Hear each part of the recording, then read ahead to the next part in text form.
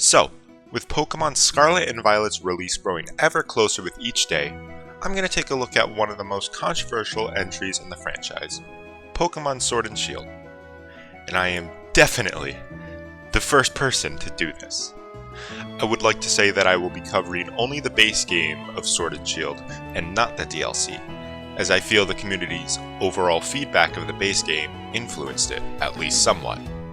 And before the video really starts, I just want to ask that everyone watching subscribes, because I had to play through this entire game again to get my full opinion across, meaning I had to endure 15 hours and nearly 100 gigabytes of footage for this.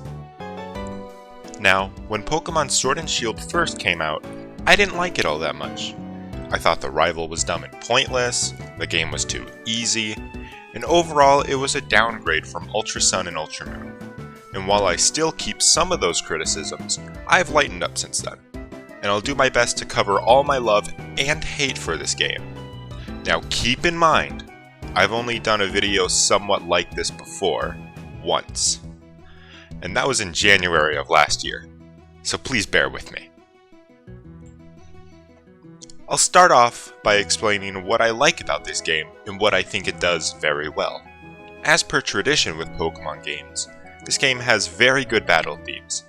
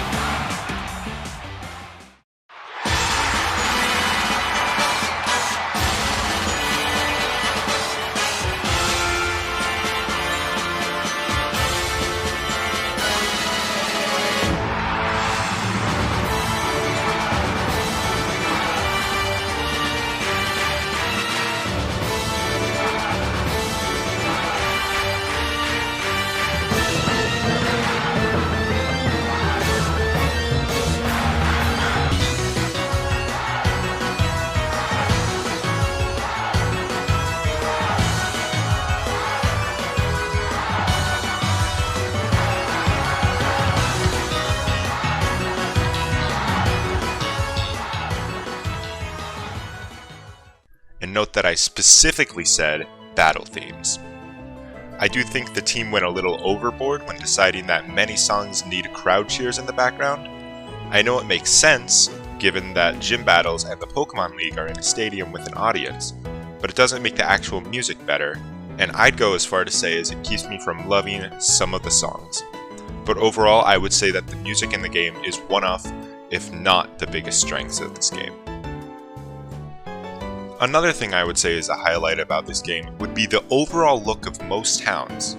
Towns like Spikemuth, Bolonlia, and Wedgehurst are my favorite. The first two have such nice lighting, and Wedgehurst in my opinion handles the overall feel of a beginning town very well. Similar to how well it went over in Gen 6 and its return in Sun and Moon, Sword and Shield handles character customization very well, especially with the DLC outfits. I especially like the added trainer card, and while we've always technically had one with your trainer ID, we've never been able to customize it, and I cannot think of a better way to handle it than how Sword and Shield did. And of course, one of the most anticipated parts of any Pokemon game, the new Pokemon. I think overall, the designs for Gen 8 were fantastic, aside from a few notable stinkers. Pokemon like Cinderace, Hatterene, and Toxtricity became instant favorites among the community, at least since the last time I checked. And while I don't think Gen 8 deserves the love that Gen 4 and 5's designs do, I will gladly say that they are leagues better than a vast majority of Gen 1 and 2's. And now that that's all out of the way, It's time to complain. While I do enjoy the game's music very much, I will say that I am not a fan of the town themes.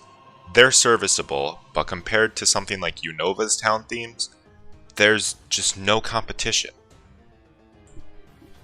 And like I said earlier, I think Pokemon Sword and Shield are way too easy. There are only a few trainers in the entire game with 6 Pokemon, and the only challenge I was ever faced with was during the champion battle, and that's because half my team was underleveled, and even then, I never once thought I was in danger.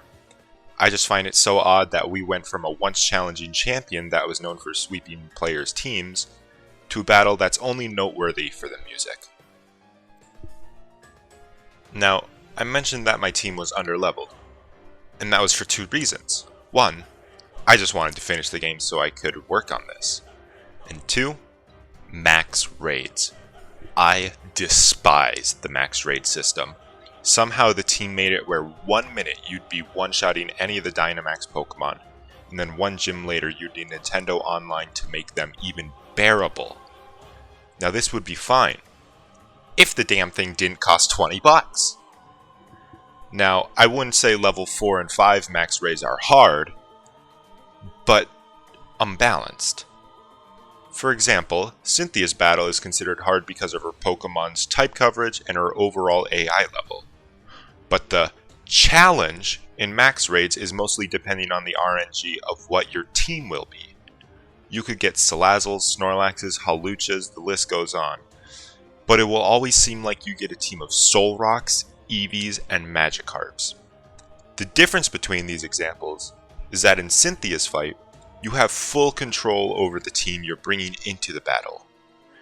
Meanwhile, in max raids, you have to pray to whatever god you believe in that you get a half-decent party. And on the subject of max raids, the overall Dynamax mechanic just isn't fun, nor is it really balanced. The Pokemon team peaked with their battle gimmicks with Mega Evolution, and it just went downhill from there. Dynamaxing your Pokemon a majority of the time is a free kill or 2 on the opponent's Pokemon. On top of that, some Dynamax moves gives you buffs on top of an already strong move, and you can't do anything to avoid these, because they go through moves like Protect and Detect. And visually, all Dynamaxing consists of is making the model larger and adding a pink filter to it. Hopefully, the battle gimmick will be an upgrade in Scarlet and Violet.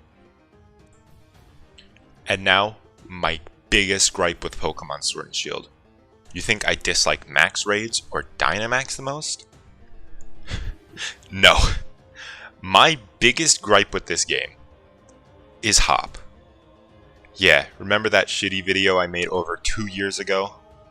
Well, now I'll explain my hatred. On top of this excuse of a rival having recycled animations from How, he's overall just very annoying.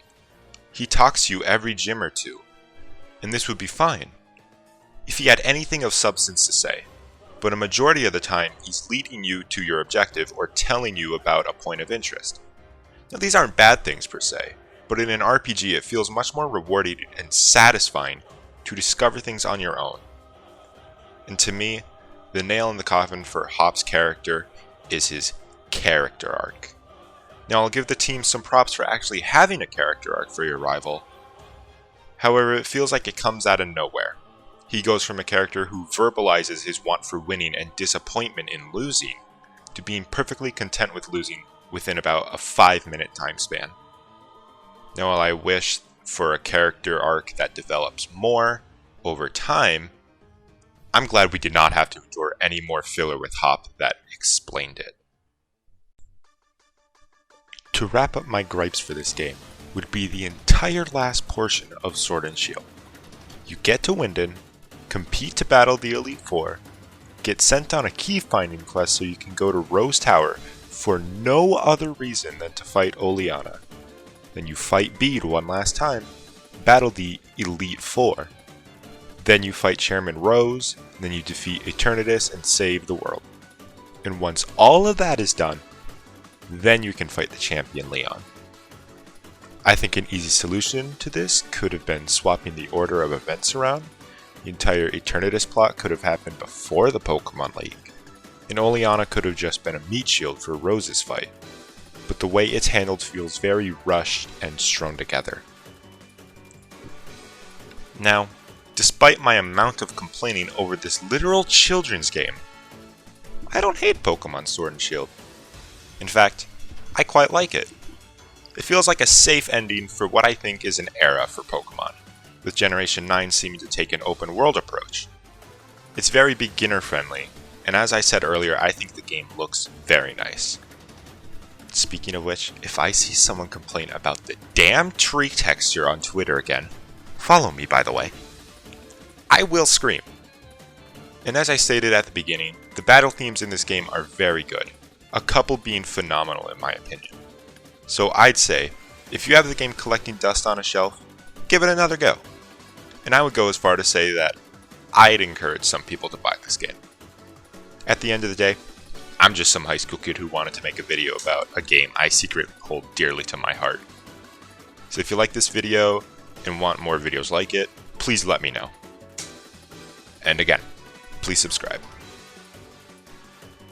Well, the video is over. Go watch something else.